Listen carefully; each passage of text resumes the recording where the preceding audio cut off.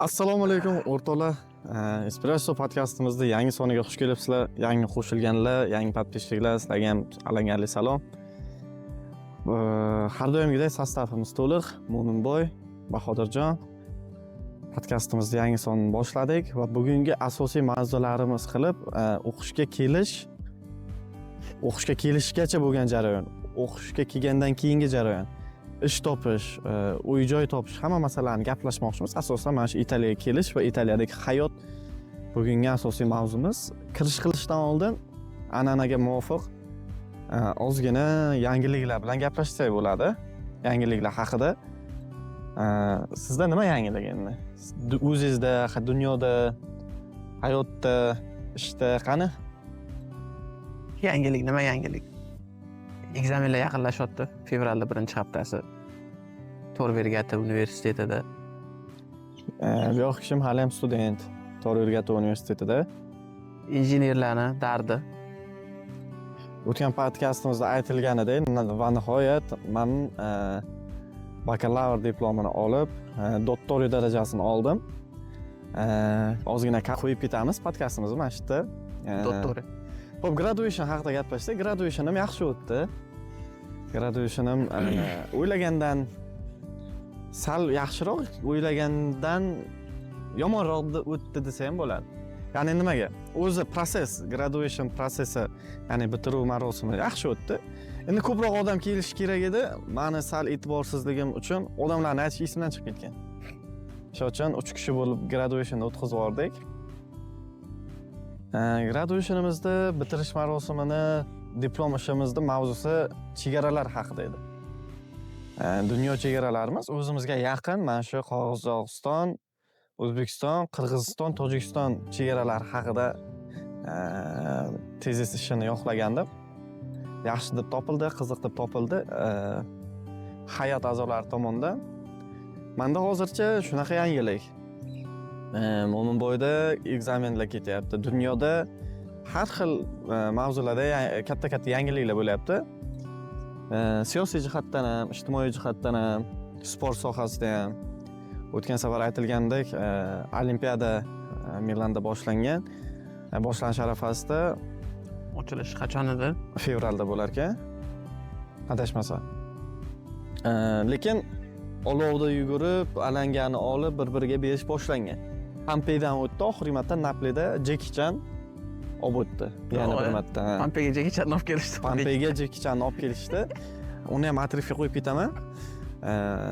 Birat yaxshi gapirdilar hayot haqida, tinchlik haqida, sog' bo'lsin, omon bo'lsinlar. Mayli, endi o'qish haqida gaplashib boshlaymiz. Tezroq mantiqqa o'taylik, sizlarni ham zeriktirib qo'ymasdan. Xo'p, Mo'minboy, sizga savol. Italiyaga kelish uchun kelmoqchi bo'lgan talaba qachondan boshlashi kerak qiziqishda va u qachon o'qishini, yo'nalishini aniq qilgan bo'lishi kerak. Deylik, hozir qabul jarayonlari boshlangan Italiya universitetlariga. Ko'p kuzatuvchilarimiz Instagramdan ham savol berdi.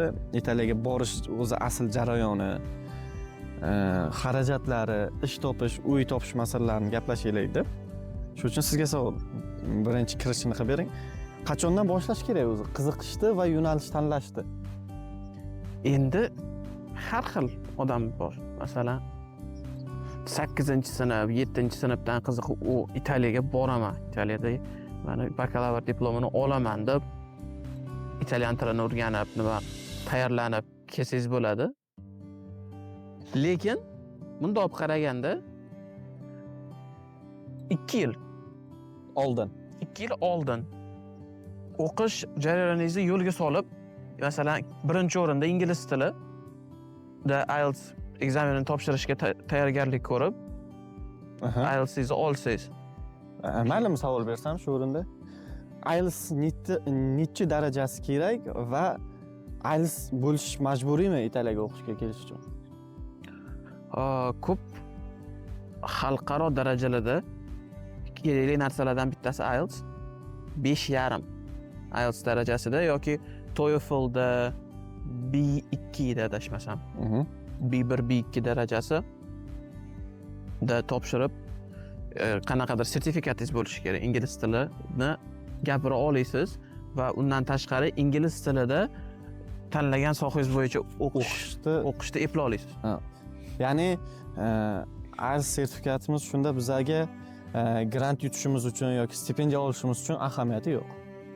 Italiyada grant va yoki stipendiya savoli sizni birinchi kursga Italiyaga kelayotganingizda hech qanaqa bir o'qish nimasi rol o'ynamaydi.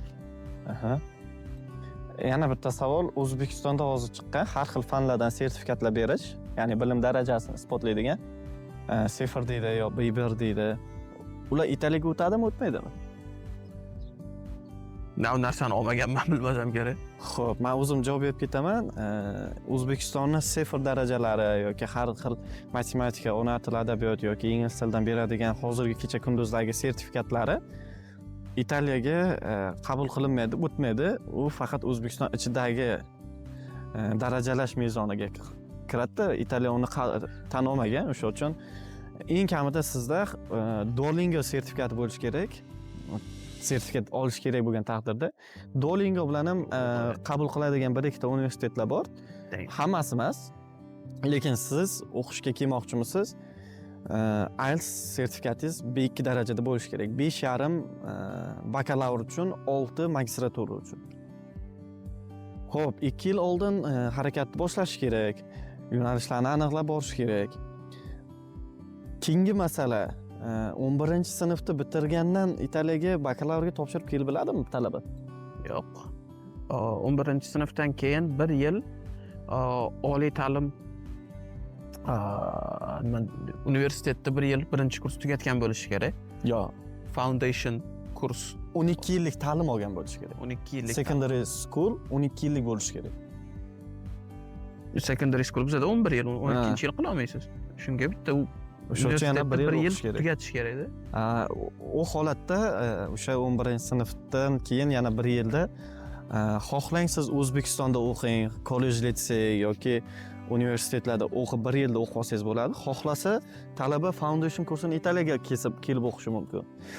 Lekin u qimmatga tushadigan variant, finansiy jihatdan agar sharoitingiz zo'r bo'lsa, Italiyaning o'ziga kelib foundation kursini o'qigan ma'qul. Xarajatlarga keladigan bo'lsak, foundation kursini o'zini kontrakti bo'ladi-da 1 yillik. 4,000 dan 6,000 yevrogacha. Bu faqat kontrakt o'zi. Unga keladigan xarajatlar, bilet, yoningizda 1-2 so'm budjetdan kelish uchun taxminan 8-9 ming atrofida 1 yillik xarajat nazarda tutishingiz kerak. Va foundation kursi uchun DSU, ya'ni davlat granti berilmaydi, stipendiya berilmaydi. Stipendiya olib bo'lmaydi, scholarship foundation paytida 11 yillik qilgandan 11 yillikda 12 yillik qilgandan keyin talaba nima haqida o'ylashni boshlash kerak? Keyingi uni jarayonlari qanaqa kechishi kerak? O'zi 11 yilni tugatib 12-yilni boshlaganda dekabr, yanvar oylari ichida recommendation letterdan keyin хотя бы bazaviy italyan tili bilan basic level A1, A2 ga chiqib kelsangiz Italiyaga yaxshi bo'ladi. Dokumentlaringizni tayyorlashingiz kerak, vizaga appointment olishingiz kerak. Men topshirayotganda bir 5 yilcha oldin vizaga appointment olish ancha qiyin edi. Shunga 2 oy oldinmi, 3 oy oldin хотя бы orientir olib nima qilish kerak. Ham nima qilganda yo'nalish tanlaganda o'ta muhim o'ylash kerak bo'lgan narsa aniq fanlar yo'nalishi, meditsina yo'nalishi o'ta ko'p vaqt oladi kunda. Darslardan tashqari o'quvchi o'zi o'tirib tayyorlanmasa, darslarda orqa qolib ketish ehtimoli o'ta kuchli. Qancha ming bir aqlli bo'lishidan qat'iy nazar, shunga ish bilan agar kelib bu yoqda ham ishlab ham o'qiyman degan niyatda bo'lsa, shu niyatda qilayotganda yo'nalishni ham aniq shunga qarab moslashtirish kerak. Xo'p, hozir ketma-ketlikda ketyapmiz. Ishga sal turib boramiz. Topshirganda yo'nalishni ha. ham nima qildim deb. Yo'nalish tanlagandan keyin shuni tayyor qilib qo'ygan bo'lish kerakki, maktabda olgan diplomlari, baholari allaqachon studentni o'zida ingliz tiliga notarialniy tarjima qilingan variant bo'lishi kerak. Oddiy diplom bilan siz italyan universitetlariga application to'ldira olmaysiz, ya'ni ro'yxatdan o'ta olmaysiz. Ya'ni sizda o'sha maktabdagi 11 yillik diplomingiz va baholaringiz, 12-yilda qayerda o'qidingiz, spravkasi, unda ham 2 semestrda olgan baholaringiz hammasi ingliz tiliga tarjima qilingan holatda bo'lishi kerak. Ana undan keyin yo'nalishni tanladik, dokumentlarimiz tayyor. Har bitta universitetda o'zini saytidan yangi o'quv yiliga qabul jarayonlariga ochilish qachondan boshlanadi doim tekshirib turish kerak. Agarda siz o'zingiz qilaman deydigan bo'lsangiz, o'zingiz kuchingiz bilan Italiyaga kelmoqchi bo'lsangiz, yo bo'lmasam agentство orqali ishlayman desangiz, agentство o'zi deadlinelarni sizga xabar berib turadi, agar yaxshi agentство bo'lsa. Keyin yo'nalish tanladik, application to'ldirdik. 1 oy davomida kutish jarayoni ketadi. Pre-acceptance letter kelishi uchun. Ya'ni siz o'sha universitetni ro'yxatidan o'tishda yangi o'quv yili uchun siz kandidatsiz. Sizga keyingi etap beriladi pre-enrollment bo'lishingiz uchun. Pre-enrollment bo'lish uchun siz birinchi mana deylik qabul dekabrdan boshlanyapti, lekin siz hali birinchi kursni tugatmadingiz. Ya'ni foundation kursingiz to'liq emas. Siz aprel-may oylariga borib, ikkinchi semestr baholaringizni va birinchi semestr tugatganlik haqidagi diplomlaringizni, shunga o'xshash chala qolgan dokumentlarni universitetga yuborib qo'yasiz. Yuborib qo'yib, yana kutasiz. Kutgandan keyin yana 1 oy atrofida sizga universitetdan agar qabul qilingan bo'lsangiz, pre-enrollment keladi. Bitta etap qolib ketibdi. Hozir Italiya universitetlariga qabul jarayonlarida CENT degan CENT imtihoni qo'yilgan. 110 ta savoldan iborat 5 ta fandan umumiy olinadi. U eski TOLK-E topshirganlik esingizda bo'lsa. TOLK-E imtihoni topshirilardi oldin. U sizni bazaviy bilimingizni bilish sertifikati maqomida edi-da. Yo'nalishga qarab u asosan. Men TOLK-E topshirganman va u universitet uchun asosan 110 ta savoldan, ya'ni har bittasiga 1 balldan beriladi. O'shanda 18 minimalka ballni olsangiz, deyarli hamma universitetga qabul qilinasiz. Ya'ni u 5 ta fanning ichida ingliz tili, matematika, fizika, filosofiya haqida savollar bo'ladi. Ba'ziviy u bilim darajasini tekshirish uchun. Ya'ni siz deylik IELTS sertifikatingiz bo'lgani bilan injineriya yo'nalishiga topshiryapsiz. IELTSni bilganingiz bilan siz bilish kerak, ular bakalavr darajasida siz plus minusda ko'paytirish bo'lishni qilib bilasizmi? O'sha maqsadda qilingan ekzamen bu. CENT. Hozir oldingi TOLK-E, TOLK-I hamma ekzamenlar bitta qilindi. Unga topshirib, undan sertifikatni olgandan keyin siz o'sha pre-acceptance jarayonida siz mana shu sertifikatni ham olib, pre-enrollmentga kutiladi. Pre-enrollment jarayoni bo'ladi. Pre-enrollment agar sizga keladigan bo'lsa, bilingki siz 80% ishni bajardingiz, siz o'sha universitetda salkam studentsiz. Pre-enrollmentda full enrollment qilish uchun siz vizaga kirib chiqishingiz kerak. Birinchi navbatda vizada approve olib, viza olib, universitetni o'ziga kelib, Italiyani o'ziga kelib, universitetda fees bo'ladi. Har xil hamma universitet o'ziga yarasha studentskiy taksi bo'ladi-da. Ularni to'lab Italiyada yashash huquqi permesso di soggiorno, ya'ni видно жительствоga apply qilasiz va apply qilganingiz haqidagi dokument bilan universitetga yana qaytadan dokument jo'natasizda full enrollment bo'lasiz. Ana o'shanda siz topshirgan universitetda to'laqonli student sifatida o'qish boshlash huquqiga ega bo'lasiz. Viza olgungacha ketadigan xarajatlar. Viza olgungacha ketadigan xarajatlar har bitta bolani o'ziga bog'liq. Kim bilan viza jarayonida yoki dokument qilish jarayonida qanaqa tarjimon bilan, qayerda apostol bilan ishlaydigan servisga bog'liq. Chunki bilamiz Toshkentda juda ko'p tarjimonlar bor. U hammasini ishlashi, servis haqi har xil. O'rtacha olib gapiradigan bo'lsam, viza jarayonigacha ketadigan xarajatlaringiz 1000 dan 2000 gacha bo'lib qoladi. Umumiy. Undan kam bo'lishi ham mumkin. Lekin endi umumiy qaraganda, men shuni har doim budjetni maksimal plan qilish kerak, chunki ikkilanib qolmasligi uchun, keyinchalik hisob-kitobda adashib ketmasligingiz uchun. Xo'p, vizani oldi student. Pre-enrollmentni oldi, xarajatlarni qildi va Italiyaga bilet olish jarayonida. O'sha vaqtda nima qilish kerak student? Endi senga chimandar ryukzaklar taxlanadi-da. Ipodromga boriladi. Ipodromga boriladi. Bir qator kiyim-kechak, oyoq kiyim, yeb-ichar, chaqchuq. Kiyim-kechak olayotganda qanaqa kiyim-kechak olsa, oktyabrlarda kelayotgan bo'lsa, qaysi shaharga bog'liqda? Ikkalasini ikkita variantdan berib keting. Rim. Rimga kelayotgan student nimalar bilan kelishi kerak? Nimalarga tayyor bo'lib kelishi kerak? Eng qalin kiyim O'zbekistonda shu oktyabr-noyabrga orientir olib olsa, yetib ortadi. Qishda o'tkazadi. Qish o'tkazadi.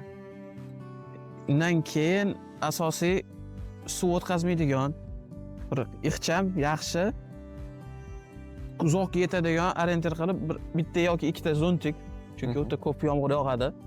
Qor yog'maydi umuman. Yana nima?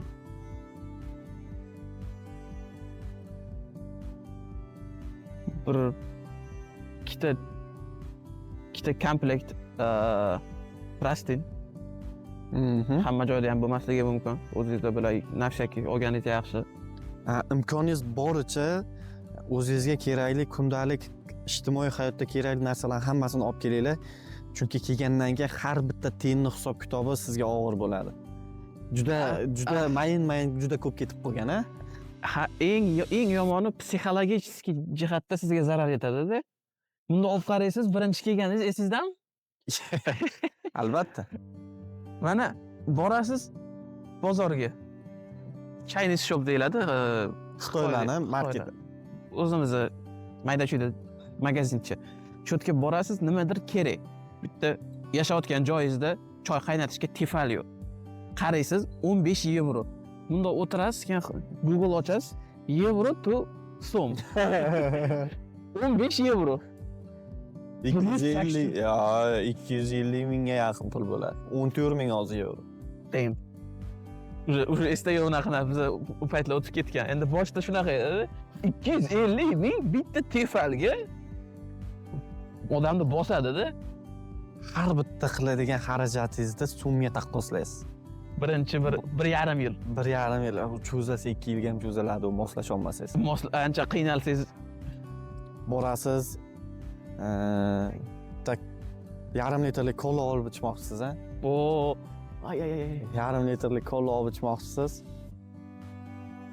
O'sha vaqtda necha pul bo'ladi? 80 sentmi bo'lardi-da. Hozir ham shu narxda-yu. Xullas, hozir birga chiqmaydi. O'zbekistonga nisbatan 1,5-2 barobar qimmatda narxlari. Keyin hisob-kitob bilan kelgansiz, yoningizda ma'lum bir summa bor. To'g'ri, stipendiyaga topshirsangiz, stipendiya Vincitori, ya'ni winner bo'lishingiz mumkin, lekin u oktyabr emas, dekabr, yanvar, fevral oylarida beriladigan summada. Ungacha siz yashashingiz kerak, ungacha yashash kerak. Keyin bitta kolaning narxini ko'rasiz, O'zbekistondagidan 2 marta qimmat. Red Bull narxini ko'rasiz. Red Bull u vaqtda, umuman Red Bull 3-yilga o'tib ichganman-mi o'zi? Yo bo'lmasam bitta non olmoqchisiz, bitta baton. Voy. Baton olmoqchisiz 70 sent.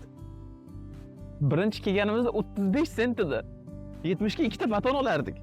Keyin hisoblaysiz. Bitta baton 5,000-6 mingga to'g'ri. Voy deysizda, qiynalasiz. O'zbekistonda o'zimning nodlarim qani shu 5 ming. 1,5 litrlik suv. U ham shu 12 ming, 13 ming pulga to'g'ri keladi. Agar arzonini topmasangiz, mana shunaqa. Xullas kalom, ishoninglar, kola, fantani uyga sotib olib ichishimizga bir 5-6 oy vaqt ketgan. Men shaxsan esimda kelgan vaqtlarim. Xo'p, Qadimgi depressiya paytlari esiga tushgan. Italiyaga keldik. Hop. Student keldi. Hop. Kerakli narsalarni olib keldi. Budjet bilan kelgan. Iloji boricha o'rtoqlar yonlaringda pul bilan kelinglar. Borib ishlab ketib, o'zimni o'zim qoplayman desanglar ham to'g'ri, omad kelsa bo'lib ketishi ham mumkin, lekin haligi qo'shiqda aytganu, dunyo seni tog'angmiz, u ko'nglingizga qaramaydi-da. Ish topolmay qolishingiz ham mumkin. Begona davlatda, begona tilda, begona madaniyatga tavakkal risk bilan kelmanglar. Kelasizlar baribir ham xudo Kelish, xolasa. to'g'ri, kelishda o'zi risk, lekin Hisob kitob budjet risk bilan kelmasligi kerak. budjet o'z ishongan tog'ingiz bo'lishi kerak-da. Nimadir to'g'ri ketmadi. Mayli, aytaylik eng ideal variant keldingiz. Keyingi haftasiga uyingiz ham, ishingiz ham taxlangan. O'qishda zo'r eplab ketyapsiz. U yoningizga olib kelgan pulingiz qayerdadir tursa, u sizga zarar tegmaydi. Lekin kelib shu ishga ishonib kelib, ish topa olmasangiz, ish topa olmadingiz. Uyingiz aniq emas. O'qish depressiya, siqilib, hech narsaga ishona olmay qolib, kelganingiz bir tiyin bo'lmasin degan niyatda taxlab, iloji boricha budjet bilan kelinglar deb aytamiz. Biletni oldi, bolalar keldi, Italiyaga kelib tushdi student. Birinchi kun mayli uyiga bordi, joylashdi, xonadoshlar bilan tanishdi. Ikkinchi kuni qilinadigan ishlari nima?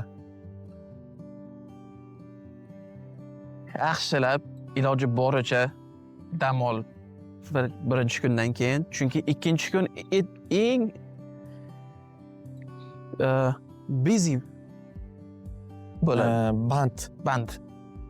Nimaga?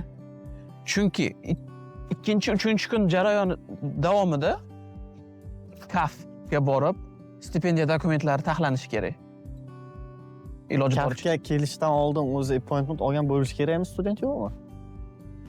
Depends. Appointment olish kerak. 99%. Studentskiy dokumentlaringizni topshiradigan ofis, tashkilot. Bu yerda notarius sifatida. Notarius sifatida. Undan tashqari permesso di soggiorno yoki vид на жительство uni to'g'irlash kerak. Universitetga borib, yana bir qator ko'rinish berib, savol javob qilib, nima shunaqa O'qishingiz qayerda, o'qishni ko'rish kerak. Undan tashqari yana kodichi fiskaliga topshirish. Kodichi fiskali bor. Ikkinchi, uchinchi, to'rtinchi kun.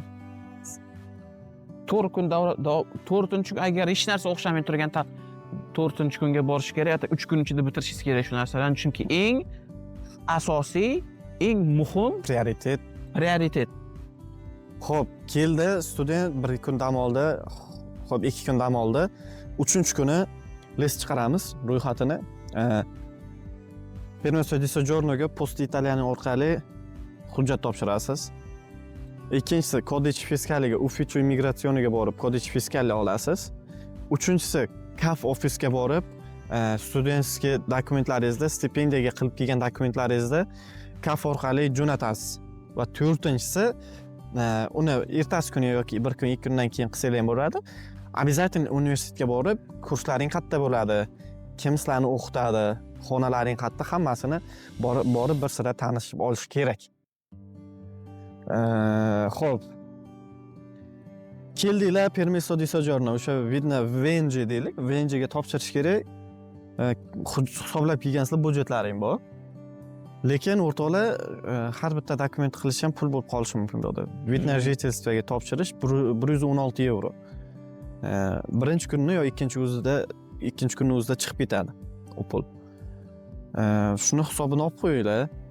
Keyinchalik ana endi dokumentlarni qilib olgandan keyin sal nafasni rostlab shaharni ko'rib bir Italiyani his qilishni boshlasa bo'ladi. Asosiy narsa tugagandan keyin albatta dunyoning eng Kolizeyga keladi. Eng qadimiy shaharlarning bittasida yashab, o'qish kelgani uchun bitta shukr qilib, sekin shaharda aylanish kerak. 1-2 kun, 3-4 kun o'qish boshlanishidan oldin. Endi ko'pincha dokumentlar tugashi, uzoq cho'zilib ketganda уже o'qish boshlanib bo'lgan bo'ladi ko'p odam kelganda. Ha, normally odatda noyabr oylarida keladi-da ko'pchilik student. Oktyabrda o'qish onlayn bo'lib turadi. Yaxshi, mana shu karantinda bitta foydasi qolib ketgan, onlayn sistema yo'lga qo'yib olgan. Sal-pal. Keldinglar, dokumentlarni topshirdinglar, shaharda aylandinglar, joylashib oldinglar.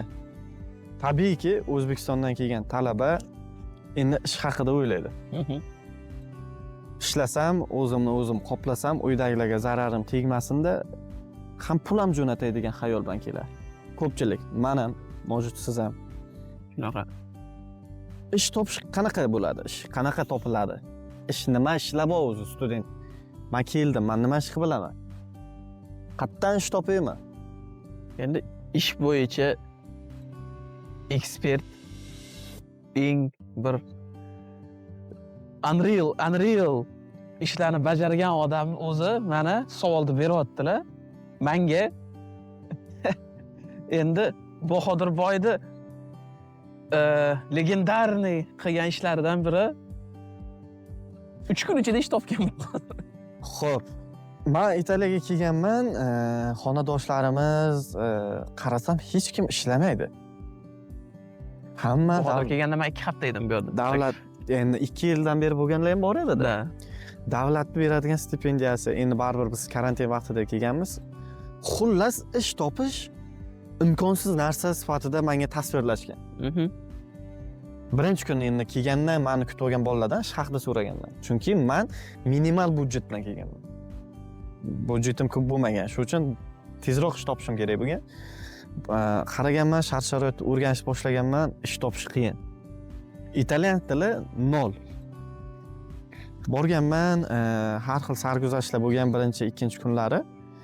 Ularni yo'lga qo'yib olgandan keyin erta men barvaqt turardim, juda erta turardim. Kelgan vaqtlarim 6 da уже turgan bo'lardim. Qarasam, hamma uxlayotgan, men unaqa hayot tarziga hech qachon ko'rmaganman ham, o'rganmaganman hamda siqilib qolganman. Keyin telefonimni olganman, u paytda oddiy Mi telefonim bo'lardi. Telefonimni olganman, Google переводчикка kirganman-da I'm looking for a job. Men ish qidiryapman degan gapni italyan tiliga tarjima qilib olganman. Sto cercando un lavoro. Birinchi o'rgangan gapim italyanchada. Shuni biz chetroqda ham yashardik, sentrdan. Sentrga kirish joyini so'rab olganman, qaysi ostanovkada chiqsam bo'ladi, metro ostanovkasi. Chiqqanman, har bitta otel, restoran, kafeteriya, gelateriya, bar har bittasiga kirib, hello, buongiorno, sto cercando un lavoro. Mana shu gapni aytganman. Pizzeriya, Alichilarga borganman. Xullas kalom kirishni boshlagan har bittasiga. Bu eng fiziki kuch talab qiladigan, lekin mojit o'xshab qolishi mumkin bo'lgan variantda bu. Endi u payt men yangi edim, o'zi umuman dunyoga kirishga yangi edim, sistemaga. Internetda faqat Instagramga kirgan bo'lardim. Google nima, ish qanday qidiriladi bilmayman. Bilganim, o'zimni kuchimga ishonib, qadam ishlar qilib bitirib yurganman. Chiqqanmanda xuddi shunday boshlaganman. Ish qidiryapman. Tabiiyki italyan tilim 0, ingliz tilim kelgan vaqtlarim juda zo'r bo'lmagan. Faqat atkaz olyapman. Hayotimda bir kunda unchalik ko'p atkaz olmaganman. Silta короче deyaptilar-da. Keyin Kolizeyda yaqinroqda bitta mehmonxona bor, Delta degan mehmonxona. Shunga kirganman. Shunga kirganmanda ingliz tilida ish qidiryapman deganman. Portfolio bormi, CV bormi, bo'lsa tashlab ket degan. Qayerdamanda u payt CV? Nima u deganman? Ha, shu o'zing haqingda. Men o'zim haqimda o'zim gapiraman deganman. Keyin chiqqan menejeri ozgina savol javob qilgan, ishga taklif qilgan. Ha, kelganda gaplashib ko'ramiz degan. Unda ham ishga taklif qilib, prям bizada qoldim aga. Keyin chiqqanman. Yana o yurganman, Termini, o'sha mashhur Terminida yaqinroqda Santa Maria Maggiore degan ko'cha bor. To есть plashatka bor, cherkov, haligi maydon bor, o'shani oldida bitta kafeteriyaga kirganman. Va o'sha o'rganga mashhur gapimni aytsam, bo'pti degan. Qachondan ish boshlaysan degan. Qachondan boshlaydigan? Hozir ishlahay degan. Xo'p deganman. Sumkalarni qo'yganman, forma bergan, shappa formalarni kiyganman. Yosh katta, u endi yoshi o'rtacha. Qoravoylarni urgan o'zbekni ko'rganmisizlar? Shunaqa bo'lib qolishi mumkin hozir. Keyin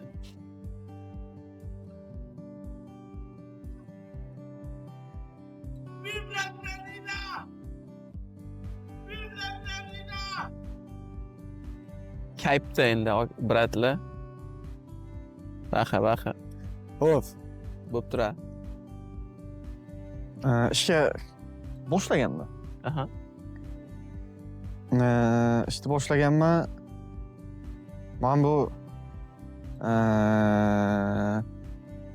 so'kib qo'yaveraman. Mana bunaqalar biz orqamizga o'xshagan haromxo'rlardan bitta bor ekan ishda. Ishda bor ekan. Qarasam menga haligi qilyapti. Qichiq gap qilyapti. Yaxki deydi. Dishlarni yetib qo'y oshxonaga deydi. Hozirda dedim. Indamadim. O'tdi. Keyin shunaqa birinchi kelganlaringda agar o'zlaringni haqlaringni, o'zlaringni chegaralaringni yangi tanishlar o'rtasida bo'ladigan vaqtda birdaniga belgilab bermasanglar, granitsani qo'yib olinglar-da, xullas. U o'zbek bilan tanishasizlarmi, qozoq, qirg'izmi yoki italyanmi farqi yo'q. Granitsani shunday qo'yib olsanglar, hurmatlaringni o'zlaring uchun bildirib qo'yasizlar. Endi men ham shunaqa qilganman. Xullas kalam ishni boshlab ketganman-da o'sha yerda. Ishlaganman. Ishda ham ko'p har xil gaplar bo'lgan. U tabiiy. Ozgina qiynalganmiz, tilni bilmaganimiz uchun. Shu bilan keyin dalcha ishlab ketganman. Lekin o'zi aslida bu birinchi variant ish topishni yo'li.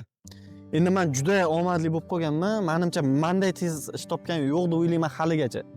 Endi bu Bahodir aytib bergan bu istoriyani boshqa bir point of view, boshqa bir tarafdan qarab aytib beraman o'zim ham. Bahodir keyin endi birinchi ikkinchi kun nima bo'lganini hozir bu temani yopgandan keyin qaytadan boshlaymiz. Uchinchi kuni endi ish qilib, baqa birinchi ikkinchi kun nima bo'ldi bo'lgan ishi. Uchinchi kuni endi men kelganimga ham bir 2 haftadan oshmaganda hali. Keyin turdim, o'zim har bir kelgan odamning o'zini yarasha muammosi, qiladigan ishi, turib byudjetda harakati bo'ladi. Tursam Bahodir yo'q. Ya dedim. Mayli, nimadir ishi bordi, chiqib ketgandir. Birinchi ikkinchi kuni taniganimda bahas sportsmenroq bo'laydi deb boshroqda. Yugurishga chiqib ketgandir deb o'yladi bolalar. So'raganimda, "Yo'q, ertalab chiqib ketdi." Mayli dedim. Abit bo'ldi. Kechqurun bo'ldi. Kechqurun soat 10 da Bahodir kirib kelyapti. Oq ko'ylakda. Nimada? Endi u oq ko'ylak so'raganini shu akamiz bilganlar, bergan, qolganlar bilmayapti. Keyin gap so'z qilib, nimadir qilyapti, baqa nima bo'ldi? Shu gap savol javob. Unda qarasak, Bahodir kelganiga 3 kun, uzoq bilan 4-kunda ishga borib keldim deydi. Men bu yerda o'tirib darsda o'ylayapman, boshqa narsa ish, o'qish, hamma dokument, nimadir xato ketgan. Bahodir ishga borib keldim bola. Qala. Bizdan bir 3-4 yil oldin kelgan odamlar hayron. Ko'zi ham, og'zi ham ochiq. Qatga? Ishga? Va bitta xonadoshlarimizning bittasi men 1 yildan bir ish qidiryapman. Sen qanaqa topding bir kunda? U Italiyada masalan kelganlar eng biram chaqqon shu stri bolalar 1 oy 2 oy ichida. Endi biz bilganlarimizdan. Biz bilganlardan-da. Man Bahodir? kelishdan oldin ish topib kelganda ham bordim. O'zimizda atrofimizdan gapiryapmiz. You never know. You never know. Bizani experience-dan chiqib gapirganda shunaqa deb aytyapti xonadoshlarimiz ham. Men ham hali kelganda tanishlardan bir ko'rmadim bitta bola ish topib ketganini. Bahodir kelib ish topdim deydi. Hayron qolganmiz. U keyin ish nimasida bu temani yopishdan oldin aytib ketishimiz kerak bo'lgan narsalar ishdan ehtiyot bo'lish kerak. Baribir ham har xil ish bor. Ofitsiant, kassir, nimalar. Ofitsialniy kontrakt olish o'ta qiyin, chunki bizni вид на жительство yashash haqidamizdagi dokument 20 soatdan ko'pga qonuniy jihatdan ruxsat berilmagan studentga. Student haftasiga 20 soat ishlab biladi maksimum. Maksimum qonuniy olib qaralganda. Shunga agar undan ko'proq ish qilganda o'sha noqonuniy, stolni tagida qora ish sifatiga kirib ketadi. Shunga huquqingiz yer tagida qolib ketish ehtimoli bor. Shunga Bahodir aytgandek, o'zingizda granitsalaringizni yaxshi qo'yib, siz bu yerda bunaqa ish qilishga keldingiz, hop, ishdan tashqari o'zingizda kollegalar orasida ham o'zingizni hurmatingizni qo'yish kerak va undan tashqari bo'lgan narsa o'qish va yana o'qish. Birinchi o'rinda o'qishga kelgansiz. Vizangizga o'quvchi deb yozilgan. Qolgan hamma dokumentingizga o'quvchi deb yoziladi. O'qishni chetga qo'yib, men 1 yil, 2 yil ishlayman, keyin qaytib ketaman O'zbekistonga deb o'zingizni unaqa qilmang. Baribir ham yana bitta tarafi bor. Italiya Germaniyaga o'xshab yoki Angliya, Kanada, Amerika yoki Koreyaga o'xshab ham o'qib, ham ishlab zo'r soha qiladigan joy emas. Bolalar. Kelishdan oldin shuni o'zlaring bilib kelinglar, biz bilmaganmiz, bizga hech kim aytmagan. O'sha uchun men aytayapman. Italiya Amerika orzusi emas, ya'ni kelib daromad qilib, zo'r bo'lib ketib bo'ladi, lekin juda sekin jarayon bu. Yaxshi ish topib, yaxshi daromadga chiqish jarayoni juda sekin. Agar omadingiz kelib qolib, nimadir bo'lib ketmasa, o'sha uchun kelganda o'qishni o'qib, student life'da yashab, mazza qilib, ishlab, o'zingizni qoplang. Agar uyiga pul jo'natish niyatingiz bo'lsa, stipendiyangizni jo'natishingiz mumkin. O'zingizni qoplab bilgan taqdirda. Bo'lmasa ham avvalo o'qishni qilaylik. Ish topish qayerdan topiladi? Birinchisi meni aytgan yo'l, ikkinchisi internet orqali qidirasiz.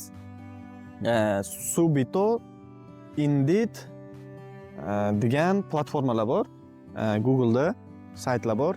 CV'ni taxlab, polni o'zingiz haqida ma'lumot berib, ishga topshirish boshlaysiz.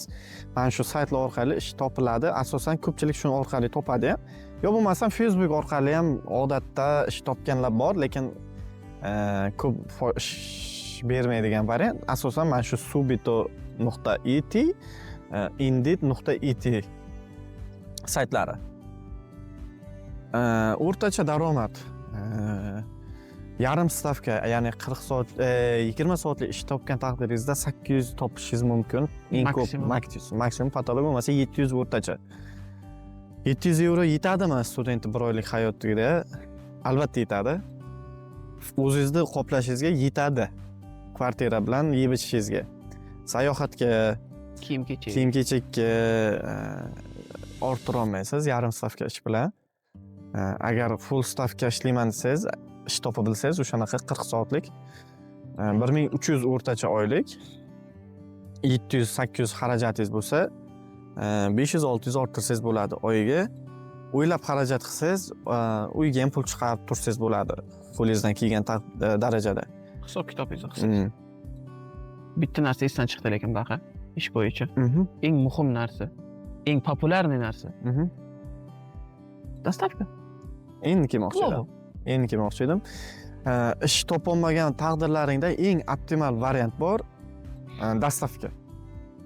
Dastavkaga kelib, bitta velik olib yoki bitta skutermi, samokatni olib, Glovo Just Eat, Deliveroo degan servislar bor. Xuddi O'zbekistonda Yandexga o'xshagan. O'shalarga dastavchilik qilsangiz bo'ladi. Ana unda qancha daromad topishingiz avvalo o'zingizga bog'liq. Necha soat ishlashingiz belgilab berilmaydi. To есть boshida beriladi, slot beriladi. Siz men uncha ko'p ishlamaganman, lekin chegaralangan miqdorda dastavka zakaz olishingiz mumkin. Yangi akkauntda. Yaxshi ishlab borib, darajangizni 5 yulduzga chiqarib olsangiz, ishoning 8 soat, 10 soat, 12 soat ishlagan bolalarni bilaman. Ana unda xarajat daromadingiz 2000 dan ham ziyod bo'lib ketishi mumkin. Shaxsan taniyman 2000 dan ziyod oyiga o'rtacha daromad qiladiganlarni, lekin unda full stavka ishlash kerak bo'ladi. O'zingizni qoplash uchun 800-900 atrofida oylik daromad qilaman desanglar, mana 20 soat haftasiga kuniga 5-6 soatdan chiqib, bo'lmasam 4-5 soatdan chiqib, o'sha o'zim vaqti 6 dan soat 10 gachami, 9 gachami ishlab kelsanglar, o'zlaringni qoplasanglar bo'ladi. Ish masalan shunaqa. Keyin kommentariy Glovo bo'yicha bir gapingiz bo'ldimi, uzr? Rim shahri haqida gapiramiz. Rim shahri tekislikda joylashmagan. Tepaga pastga tushib ketadigan joylari ko'p shaharda ichida. Velosiped yo'lakchalari bo'linmagan joylar o'ta ko'p. Mashinalar bilan birga yurasiz ko'pincha. Shunga agar o Glovo menga yaxshi yoqyapti. Masalan, mana shu podkastni ko'rib, eshitayotgan odam, Glovo dastavka. Men xohlagan vaqtim ishlayman, o'zimga yeb icharimni orttiraman deb o'ylagan odam bu muhim narsalarni ham esdan chiqarmaydi. Velosiped yaxshi minishni bilmasangiz, o'zingizga ishonchingiz komil bo'lmasa, fizически unaqa ko'p ish qilmagan bo'lsangiz, o'rganish jarayoningiz og'irroq bo'lishi mumkin. Shunaqa. Endi bu ishlarni ham o'ziga ishongan bola qiladi. Qulog'imga nimadir kirib ketdi. Videoda ko'ramiz, orqaga qaytarib slow motion zoom qilib nima kirdi. Keyin shu bolalar Glovo qilsanglar bo'ladi. Eng zo'r varianti kimlardir borib iltimos qilib kayfiyat qo'shqavoqga qarab ham o'tirmaysizlar. Glovodan ham menda yaxshi tajriba bo'lgan. O'zi bir kun chiqqanman. Uni ham aytib beramiz hali. Asosan shu edi mavzularimiz. Bitta qo'shimcha ma'lumot bolalar, shuninglar hech kim sizlarga aytmaydigan gapni aytaman. Scholarship Vinchtori bo'lganligingiz haqidagi spravka bilan, ya'ni o'sha ma'lumotnoma bilan testera sanitariya, ya'ni medical kartani o'zbekchasi sug'urtani bepulga olsanglar bo'ladi. Hushyor bo'linglar, buni hamma sizlarga aytmaydi, men aytib ketaman. Italyan tilini biladigan yaxshi yonlaring o'rtaga olsanglar, borib mana shu Lazio Diskoni yoki boshqa hududlarda o'zini o'sha aytilgan DSU winnerman, scholarshipim bor desa, 700 yevrolik yillik sug'urta bepulga qilib beriladi. Mana buni yaqinda bildim. O'sha uchun fresh, eksklyuziv yangilik. Xo'p, u orqali siz nimalar qilishingiz mumkin? Albatta, o'zi Italiyada sog'liqni saqlash tizimida misol poliklinikalarga borib o'zingizni ko'rsatsangiz bepul, hech kim sizdan sug'urta ham so'ramaydi, pul ham so'ramaydi. Lekin o'zingizni sug'urtangiz bo'ladigan bo'lsa, aynan o'sha testera sanitariya kartasi bo'ladigan bo'lsa, o'zingizni shaxsiy doktoringiz bo'ladi. Ya'ni istalgan vaqtda appointment olib, borib ko'rinib, направление bersa, направлениyaga borib, o'sha sohaning doktori bilan gaplashib, sog'lig'ingizni tushuntirib, davolanishingiz mumkin. Xudo ko'rsatmasin, ko'ngil xiralik, dil xiralik holatlari bo'ladigan bo'lsa, boshingizga bir kulfat tushadigan bo'lsa, sog'lig'ingiz jihatdan operatsiya bo'lishingiz kerak yoki qanaqadir срочный ekstreniy vaziyat bo'ladigan bo'lsa, u karta orqali siz bepulga operatsiyaga chiqishingiz mumkin. Deylik, men bu appendits degan kasalliklar bor, har xil birdan pristup berib qoladigan. O'shalar bo'lgan vaqtda, endi bo'lmasin, kartangiz bo'lsa, sizdan 1 so'm xarajat so'ralmaydi. Agarda sug'urtangiz bo'lmaydigan taqdirda bitta operatsiya 10 ming, 15 ming euro atrofida sizga chek kelishi mumkin. O'sha uchun hushyor bo'linglar. Shuni qildirib qo'ysalar, o'zlaringga ancha foyda.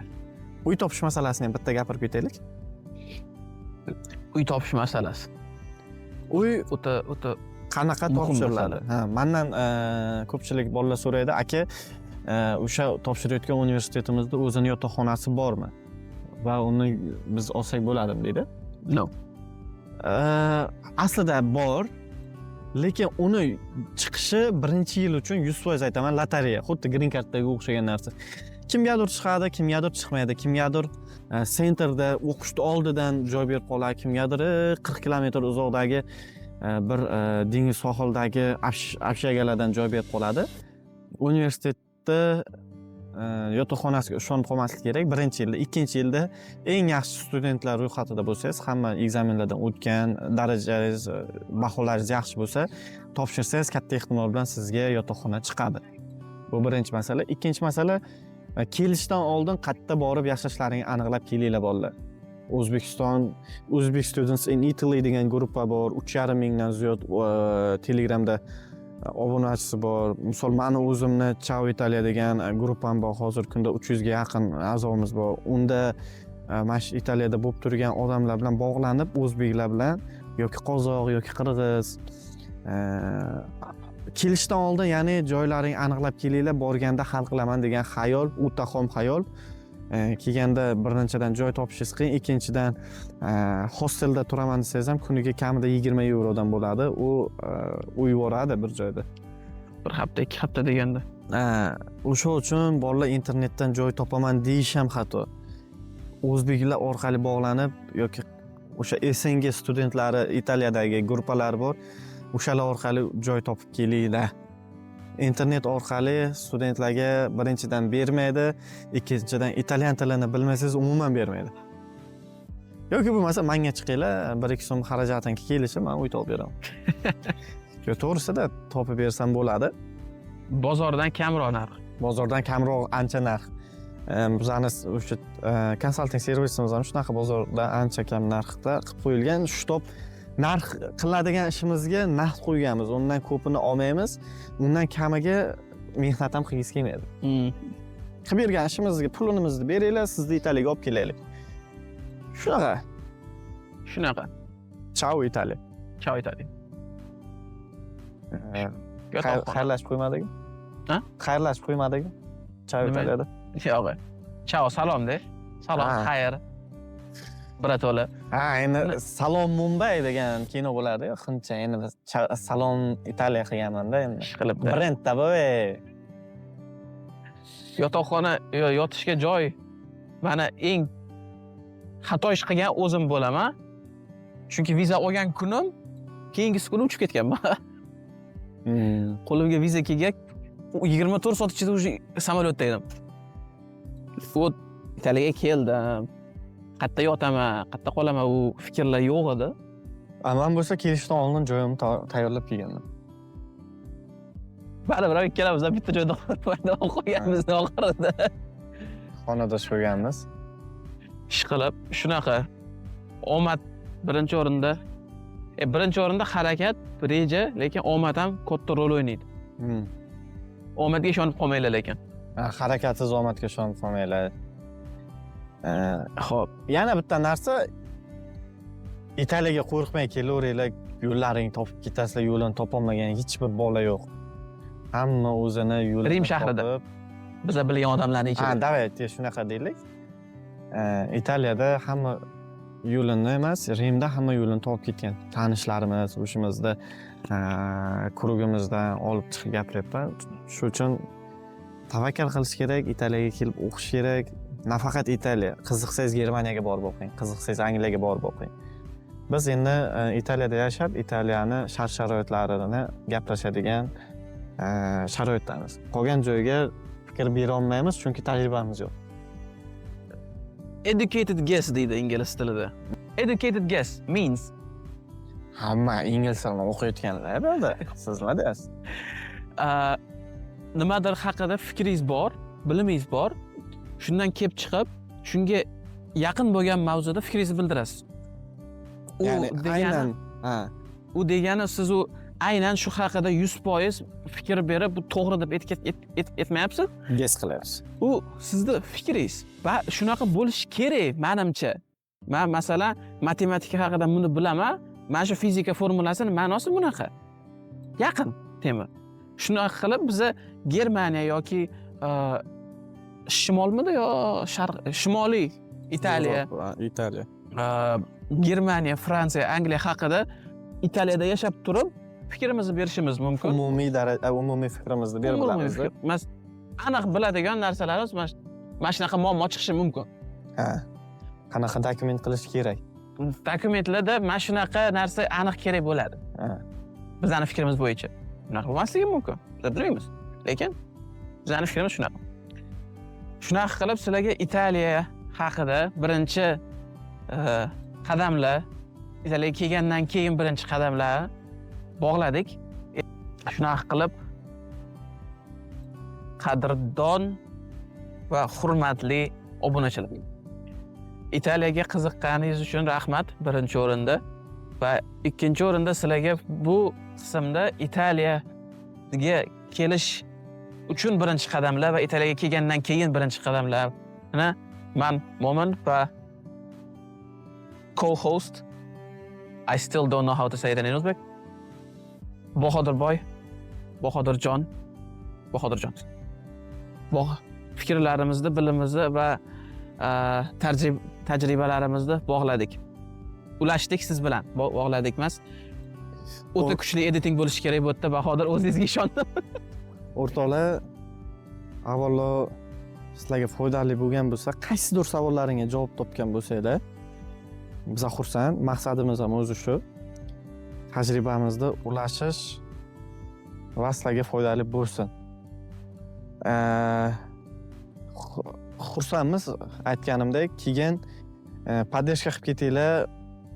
Like, podpiska, fikrlaringni yozinglar, savollaring bo'lsa yozib qoldiringlar, обязательно. Chunki biz o'zimizni hayolimizda kerak deb bilganlarimizni gapiryapmiz, lekin siz uchun kerak bo'lgan narsani siz o'zingiz aytsangiz, biz albatta unga javob beramiz. O'sha uchun like, podpiska va fikr yozib qoldiringlar, iltimos. Bu o'zlaring uchun avvalo foyda. Hammaga xayr, keyingi sonlarda yana ko'rishamiz. Keyingi sonimiz eksklyuziv bo'ladi, chunki eng qiziq Italiyadagi ikkita voqealarimdan bittasini aytib beraman. U haqiqatdan ham qiziq.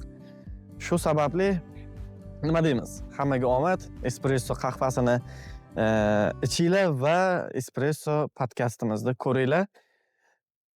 Ciao. Ciao Italiya.